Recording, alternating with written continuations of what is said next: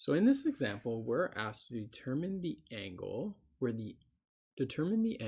secant angle equals 2, and we have a restriction here. So you always want to know your restrictions whenever you do a problem. Okay. Now that's because this is going to limit us to if we include 1, 2, 3, all the way to infinity solutions. Okay, so here we have to recognize that we can exist. Our angle can exist. That's a really bad circle. Let's draw another one. Our angle can exist anywhere between 0 and 2 pi. Okay, so it's only one revolution. It can be in quadrant 1, quadrant 2, quadrant 3, and quadrant 4. Okay, and now we have to determine what this angle is. Now, in order to determine what this angle is, we have to think about what secant is. Okay, so secant angle, in terms of cos, is the inverse of cos angle. Okay, so that's really helpful because we can notate this as 1 over cos angle equals 2. Okay, so recognize this expression is the same as the expression I just wrote, 1 over cos angle equals 2. Now I can solve for cos here. So cos is in a numerator's position. So if I multiply both sides by cos angle, this will cancel out and I will get 1 equals 2 cos angle. Now at this point, I can get cos on its own. So cos angle will equal 1 over 2. Now that should be recognizable to a lot of people. Okay, we've talked about our unit circle. Cos 1 over 2.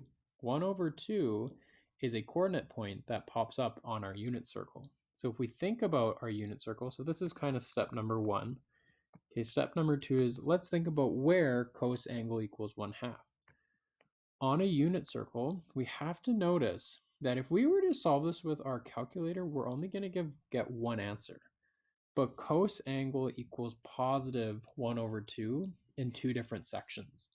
Okay, and those sections are tied to our 30-degree increments. Okay, so in this case, at 2 pi over 6, okay, you have 1/2 and root 3 over 2 here. Okay, and remember, on a unit circle, our coordinate values can be represented as the ratio cos and sine. Okay, so that's always useful, x and y here. But recognize that we're positive in different areas. So if you solved using your calculator, you would get a answer of 2 pi over 6. But we have to also recognize we have 2 solutions here that exist in our restrictions. Okay, because we can also exist down here. And if you think about it, this angle, okay, this is our reference angle here. Our reference angle is 2 pi over 6. So that makes this 10 pi over 6. So at 10 pi over 6, we also have this solution, okay? So remember, we're using this as simply a reference. This is actually the standard angle that is the angle we're solving for. So you have 2 solutions here because at this point on our unit circle, you have positive 1/2 and negative root 3 over 2 for your y. So this is your x, this is your y, and remember on a unit circle, that's why it's very useful because cos angle, that ratio simply equals x, and sine angle equals y. So in this case, where does cos angle equal 1 over 2? Well, cos angle equals 1 over 2 at angle equaling 2 pi over 6 or 10 pi over 6. Okay, and that would be your solution. Because if we plug in, if we kind of wanted to verify here, if we plug in cos, or let's say secant 2 pi over 6, well, that's like plugging in 1 over cos 2 pi over 6. And we know with our unit circle, you could draw it out. You could already have it written out. We would be able to figure out, well, cos 2 pi over 6, that equals 1 over 1/2. Sorry, not 1/2, 1 over 2. And when you divide by a fraction, you multiply by its reciprocal. So 1 times 2 over 1, well, that equals 2. So that's verified. Okay, and you could do the same thing for 10 pi over 6. So recognize you have two solutions because we can exist in all four quadrants, okay? And cosangle and secant angle is positive in more than one quadrant. That's why using a calculator can be tricky. Now let's think about, what if we wanted to do a give general solution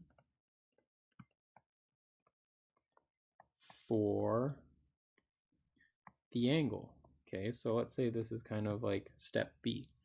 Well, in this case, we have two angles here, but recognize they don't really match up nicely. Okay, they're not in rotations of 90 degrees. They're not in rotations of 360 degrees. So we're going to have to do two different general solutions here. So the angle can either equal 2 pi over 6 plus a full rotation n, where n is any integer, okay?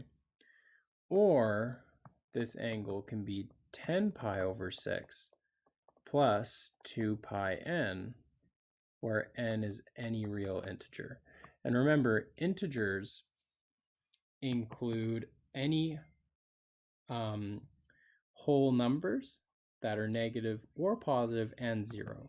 So if we wanted to kind of write this out, it would be -3, -2, -1, 0, 1, 2, 3, so on and so forth to infinity. So this is to positive infinity and negative infinity, as long as they are an integer number. So -4, -5, -6, no decimals or anything like that.